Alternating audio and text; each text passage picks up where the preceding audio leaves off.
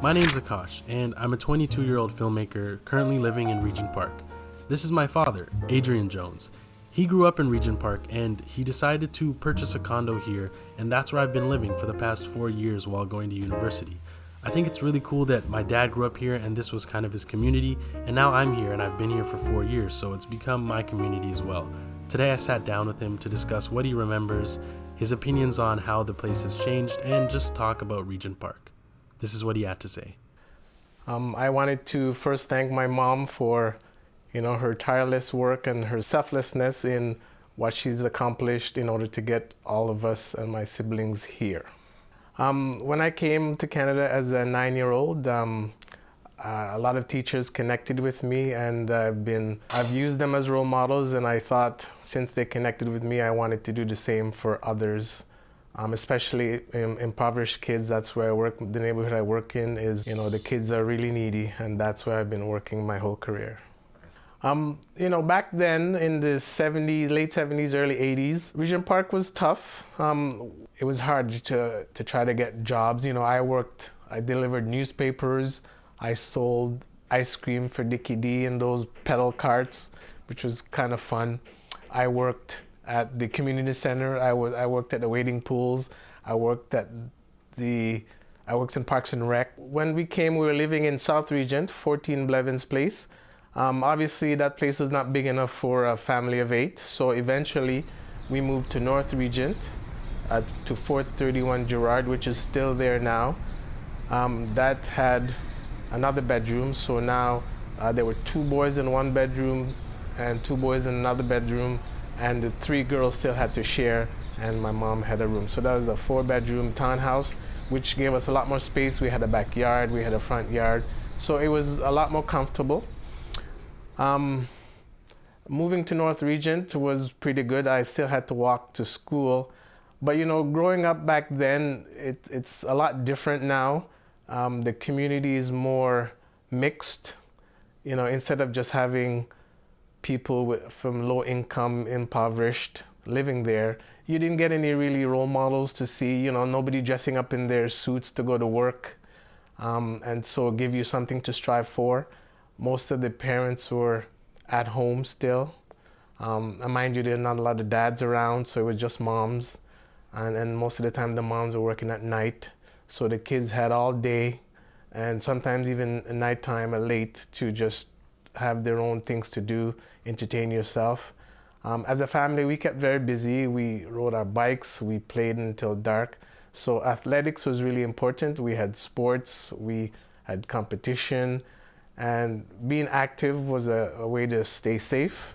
And it was also a way to try to get a better education, because getting scholarships was kind of the goal for a lot of us kids. I mind you, the kids nowadays, they don't have that drive to say, I want to play sports, but education is a lot more accessible now for these kids, I find. Right, growing up in Regent Park was a lot of fun. It's kind of cool that I went sledding in Riverdale, the Riverdale Park, and then my son goes sledding there too. It's just kind of cool. We thought the area was always well located, centrally located. My son went to Ryerson, and we thought it would be a great spot to go to Ryerson from. Our initial thinking was we wanted to move back downtown to retire. When we retired, we'd live downtown. So we bought a place thinking Akash could live there and go to school. And when he was finished school, eventually, since he's in the film industry, he'd be close to all the companies that are working, and it'd be a nice place for him to live, and commute would be short. So the planning was we would retire here, but in the meantime, it would be a nice place for Akash to live, go to school, and then eventually work from. The location is excellent. I had a lot of fun growing up here, and we thought it would be great for him to experience. And I think he is having a good time here. Well, the gentrification of Regent Park is interesting because they've changed it. You have buildings that are sold for market value, like the building that I bought in, which is right across from the school. We can actually see it. but some buildings, the whole building is geared towards income. So it is still kind of a separation, whereas instead of being in a building that's mixed, you have whole townhome complexes that are just rent to own, not rent to own, rent geared to income, and you have other townhomes that are bought for purchase. So there's still a little bit of separation, but I think it's still good because you can still mingle with the different people in the community. So it was kind of cool, the fact that I was able to buy here growing up, and now my son lives here, which is, it's very cool. And I thought, as a way of showing support for the community, I thought it would be a good idea to actually own and have my son live here. And the location is great because it's so close to everything. The location in Toronto is very good. So the location of the condo, which is 200 Sackville, right across from it was 203 Sackville. That's where there was a small community center there. Now they've built a nice state-of-the-art community center just south here on Sackville. And when I was growing up, there was one pool. It was an outdoor pool. The hours were, regular hours, but when it got really hot, it wasn't open. So kids would jump the fence, and one child jumped off the lifeguard thing and hurt himself. So improvements are now that when it gets really hot, they have extended hours. So they've done some accommodations to suit the kids that are living here. But transportation has improved. Now, in the past, when things happened and the police the streets used to be really cut off, so there was no thoroughfare going from Sackville. Didn't run all the way through Regent Park. It was cut off, so that made it kind of like a maze, and that kind of helped crime happen. So when somebody committed a crime, they'd be able to get away because then the police couldn't really follow and get to them. But now they've opened up all the streets. It's more well designed, and it's a better place to live because you have better access. Now there's a grocery store close by. Before, we used to have to go for long drives to go to get groceries. I remember my mom, we would drive to Nabil Farms, which was at Lansdowne and Dundas. It'd be a family trip. She would pack us all in her station wagon. We'd all go into the grocery store, and it was almost like a vacation for us. We'd go in there. My brothers would kind of, they're not supposed to do this, but they'd open up food and eat it. But it was like another sign of, not having a lot, because, there were 7 of us to feed. So my mom would just buy what we needed, and we kind of went crazy inside the grocery stores. But now there's a grocery store close by, right at Parliament and Dundas. So more, the Olympic pool is here. The community center is so big and great. There's a library close by, so lots of improvements, and it made it more accessible to everybody. As you heard my dad mention, he had a lot of siblings. This is my Uncle Colin. I thought it would be nice to sit him down with my dad and get his opinion on their upbringing, Regent Park as a whole, and how it's changed. I remember when we were supposed to, Mom told us, "Hey guys, guess what? We're moving." Right? From the building. So we move. I'm saying, yes, we're getting out of Regent Park. Guess what? We moved from 42 Blevins Place to 431 Gerrard Street, North Regent. Yeah. Oh my God, that made me even more angry, because as a kid, I was a very angry person because I felt our family deserved better, deserved more. I wouldn't want to go anywhere else and grow up anywhere else but Regent Park, because Regent Park made us who we are today, right?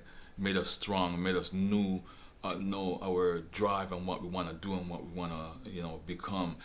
Well, I would say give Regent Park a chance, because a lot of good things came out of Regent Park. And if you are a good person and you have that stigma about Regent Park, then come into Regent Park and do something. Change it if you want to see change. I mean, my brother, like I said, was the first one to come back to Regent Park and teach. He wasn't afraid of Regent Park because he knew what Regent Park was like. But I bet you any money he took the experience that he experienced in Regent Park, went outside of Regent Park and changed other people's lives with his ideas, his kindness, and his love that he has, and changed other people's lives and changed kids' lives. So I'm saying to those on the outside, come in and make a change. If you think Regent Park is bad and you're good and you can do something, come in and make a change. Yeah, right? I would say the same thing. Come and do something. It's that stigma that creates that barrier for everybody. Yeah. If you got to change your mindset in order for good things to happen, because lots of positive things are happening in Regent Park, Yeah.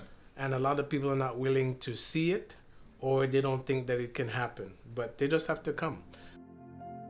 Even when trying to make the best out of a situation, my father's mother did not have enough money to support them, and one day he came home to something he did not expect. All right, so after first year university, 18 or 19 years old, success, got some good marks, coming home.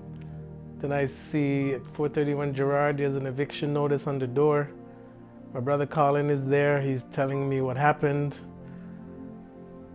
I don't want to go into details, but everything was locked away, but we were able to get in the house with garbage bags and basically take out everything we needed. And for that moment, you're like, where do you go?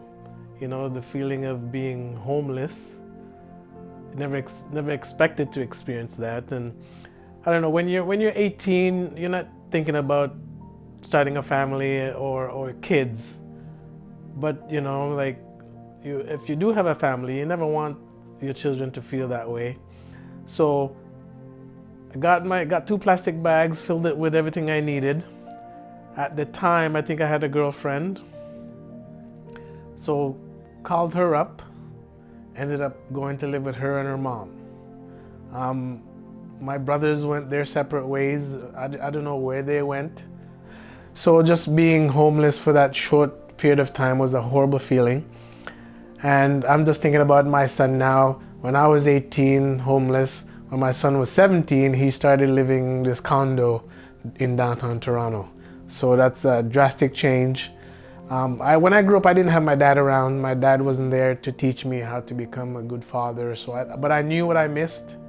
And I thought about all the things that I would be able to give my kids that I didn't have, and have a good. I told my kids, you can become whatever you want. You get an education, and there'll always be some place for you to come back to. And that couldn't be more true. One of the things I admire the most about my father is that not only was he able to provide a better life for his children than the one he had, but for one of them, he was able to do it right here in the heart of Regent Park, where he grew up. I think it's really cool that everything my dad grew up around is right around me. The school he went to is right across the street. The house that he lived in is just a walk away, and like he mentioned, the hill he used to sled on is one that I'm at now all the time.